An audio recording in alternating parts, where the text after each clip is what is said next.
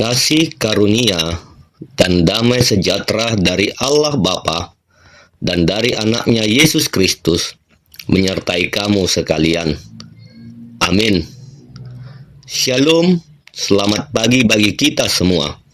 Kiranya kita semua dalam keadaan sehat dan sukacita.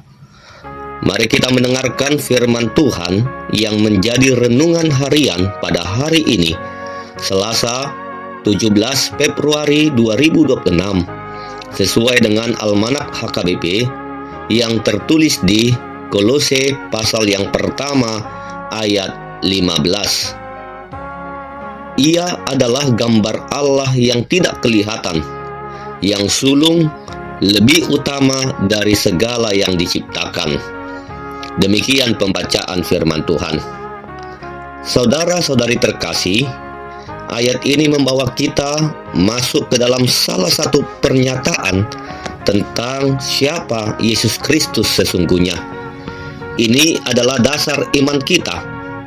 Jika kita salah mengenal Kristus, maka seluruh iman kita akan goyah. Tetapi jika kita mengenal Dia dengan benar, hidup kita akan berdiri teguh. Rasul Paulus menegaskan bahwa Yesus adalah gambar Allah yang tidak kelihatan, Allah yang tidak dapat dilihat oleh mata manusia, yang tak terjangkau oleh pikiran manusia yang terbatas, telah menyatakan dirinya secara nyata di dalam Kristus. Yesus bukan hanya sekedar nabi. Yesus bukan hanya sekedar guru moral. Yesus bukan hanya pembawa pesan dari Allah. Yesus adalah penyataan Allah itu sendiri. Ketika kita memandang Yesus, kita sedang melihat karakter Allah. Ketika kita membaca tentang kasih-Nya kepada orang berdosa, kita melihat kasih Allah. Ketika kita melihat pengampunannya kepada perempuan yang berzina, kita melihat hati Allah yang penuh belas kasihan. Ketika Ia menangis di kubur Lazarus, kita melihat Allah yang turut merasakan kesedihan manusia. Yesus bukan sekedar utusan Allah, Ia adalah penyataan Allah itu sendiri. Di dunia ini, banyak orang mencari gambaran tentang Allah. Ada yang membayangkan Allah sebagai hakim yang keras dan siap untuk menghukum. Ada yang membayangkan Allah sebagai sosok yang berada di tempat yang sangat jauh, yang tidak terjangkau oleh manusia dan yang tidak peduli. Tetapi Kolose 1 ayat 15 meluruskan semuanya. Jika kita ingin tahu seperti apa Allah itu, maka lihatlah Yesus. Paulus juga menyebut Yesus sebagai yang sulung, lebih utama dari segala yang diciptakan. Ini bukan berarti Yesus adalah ciptaan. Ini berbicara tentang posisi dan otoritas. Ia memiliki kedudukan tertinggi di atas seluruh ciptaan. Ia berdaulat. Ia yang utama.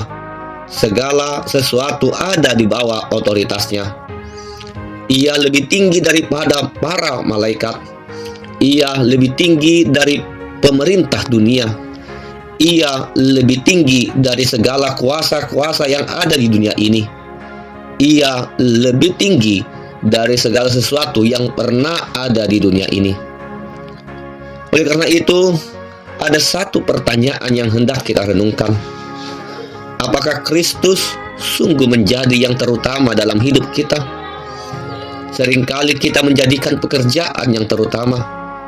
Kita mengutamakan ambisi, keluarga, bahkan diri kita sendiri. Tanpa sadar, Kristus hanya menjadi bagian terluar dari hidup kita, bukan pusatnya.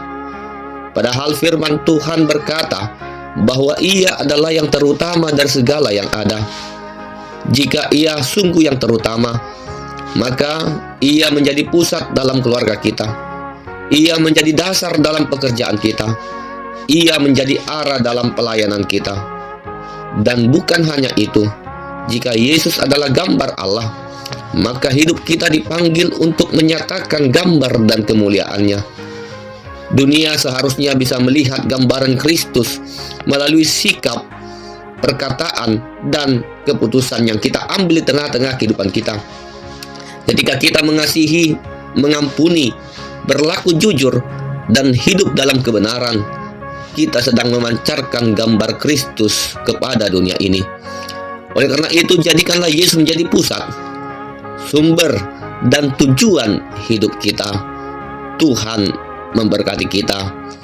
Amin. Kita berdoa. Terima kasih Tuhan untuk firman-Mu yang telah kami dengar pada saat ini. Bimbing kami untuk semakin mengenal-Mu setiap hari, agar kami senantiasa menjadikan Engkau menjadi yang terutama dalam hidup kami, sehingga kami bisa menyatakan gambar dan kemuliaan-Mu di dalam hidup kami. Berkati dan lindungi kami juga di dalam aktivitas kami sepanjang hari ini. Di dalam nama anak-Mu, Tuhan Yesus Kristus, kami berdoa dan mengucap syukur.